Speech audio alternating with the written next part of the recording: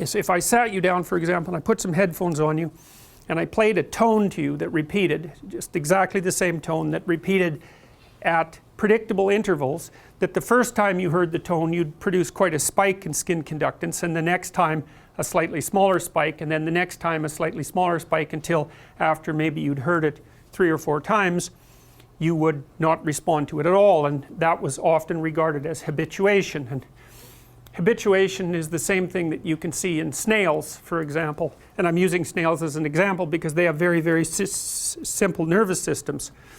So if you take a snail and you poke it, then like it comes out of its shell and you poke it, it'll go back into its shell, and then it'll come out. Then if you poke it again, it'll go back into its shell and it'll come out. But if you keep doing that, sooner or later the snail will just stop going in. And you might think of that, it has been conceptualized as the simplest form of learning, habituation.